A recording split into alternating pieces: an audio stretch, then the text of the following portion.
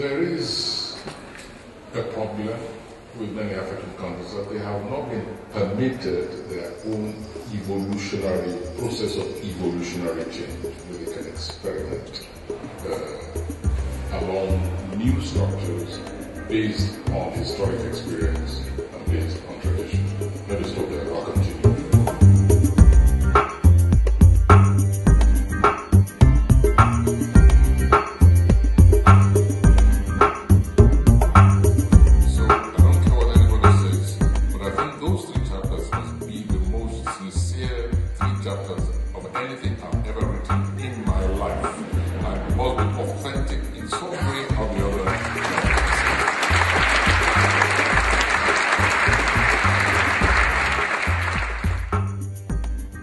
What I did, just to clarify this once and for all, was that there are many young people in Nigeria who don't participate in politics because they have become disillusioned and cynical. And they say, oh, we can't join this party, we cannot join that party. And so what I did was create a party for them and leave it to them to run. You know, just give them moral support, what little material support I could. So that's probably the political campaigning that people misunderstood. I even read somewhere that I was standing for president. Am I crazy?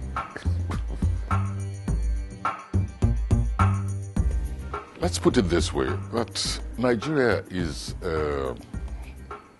has a very large population, has a very large population of capable, truly intelligent, and principled people. Unfortunately, Nigeria has not yet succeeded in selecting as its leader, in position of power, among what I would call the most qualified people for the position.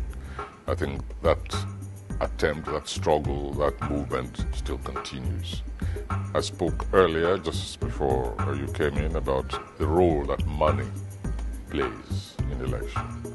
So this, in my view, has prevented the very best qualified people from taking over the leadership of the country.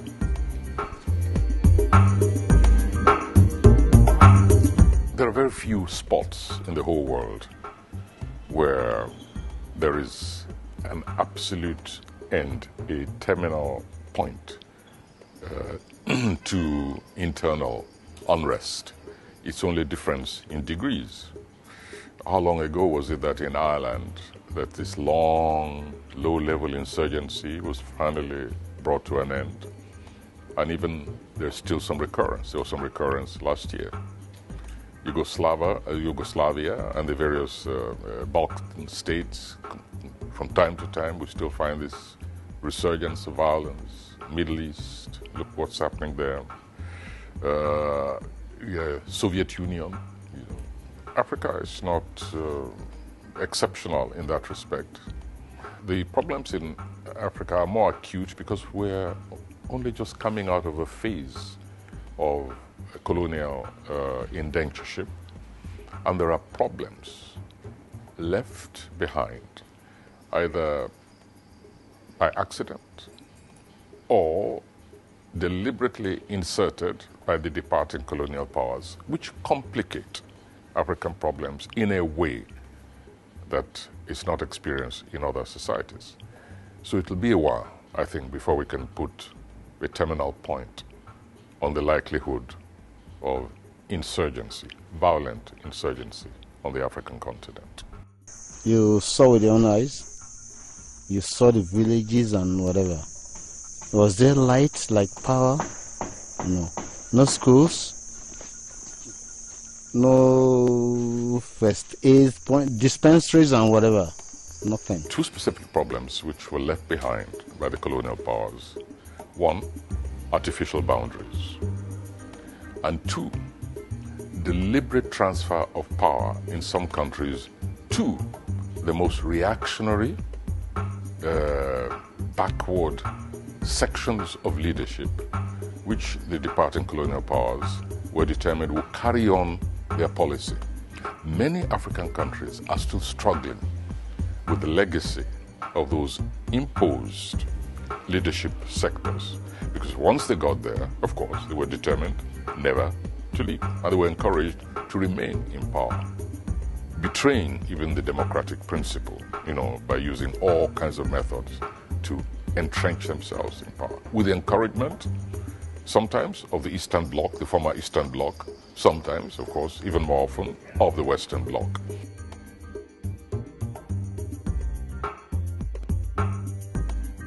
I do not consider Boko Haram a rebellion.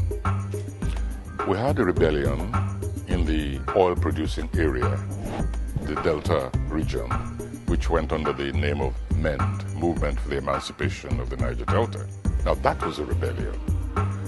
A rebellion is grounded in a specific social cause, which can also be a religious cause. If your religion, for instance, if you're being prevented from practicing your religion, I can use the word rebellion. You are rebelling against an oppressive authority which deprives you of something. The MEND movement rebelled against the Nigerian state because the resources of the nation are located there. This is almost a mono-economic society. Oil. Oil was extracted from the Delta region. The resources of the oil were used to develop the rest of the nation, while the Delta region was neglected, its fishing ponds were polluted, its agricultural land was rendered infertile, pulmonary diseases were taking place as a result of the eternal flaring of gas for decades and decades and decades. Crops were vanishing. And the Delta people kept complaining and complaining and complaining. Some of their leaders were hanged under Sonny Abacha. And so these people were pushed to a certain point where they took up arms and rebelled against the state. Now that is rebellion. Wanda yana cutar da addini kar ma ya lullubu da rigan addini. In dai muka gane shi, wallahi ba za mu bar shi ba, za mu kashe shi. So what you have here is a group of religious extremists. This group has been unleashed on society by certain politicians. They were unleashed by certain politicians who were eager to seize power one way or the other. But now, having tasted violence, having received the sponsorship from high places of disgruntled politicians who seek power, this movement, this force, having acquired the means of violence, has even turned against its original sponsors, because they are now saying to those sponsors, you're not quite as pure as we thought you were. You used us, exploiting the sentiment of religion. But now we want our own version of that religion, the extreme fundamentalist aspect of Islam. If they clearly identify themselves now and say, this is the reason why we are resisting, this is the reason why we are confronting government, or this is the reason why we destroy some innocent people and their properties, why not? See, as a president of a country, you will not preside over dead bodies. You will be a president of people who are alive. So that this Boko Haram is in revolt against its original sponsors and now wants to move further and Islamize the entire nation. Boko Haram says to the rest of the nation, says to the president, I will not talk to you unless you become Islam, become a Muslim, So, in fact, it's the country which is in rebellion against Boko Haram, not the other way around.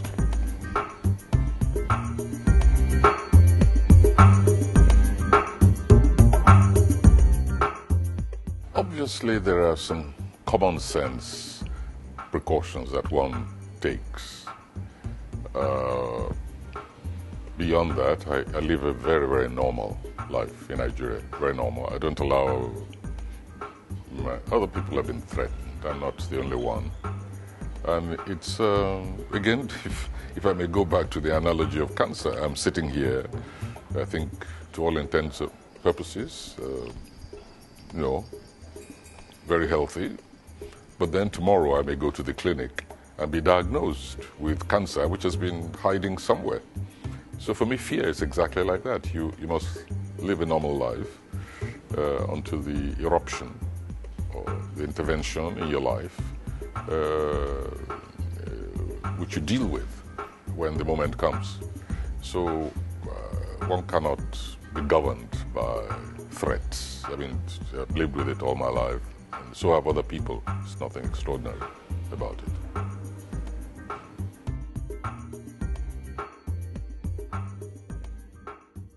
Fighting corruption is like fighting a war in a battlefield.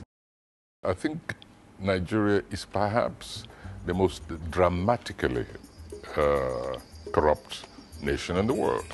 By that I mean, by dramatically, I mean that the corruption in Nigeria always seems to be accompanied by a certain level of melodrama, which is not experienced in other countries.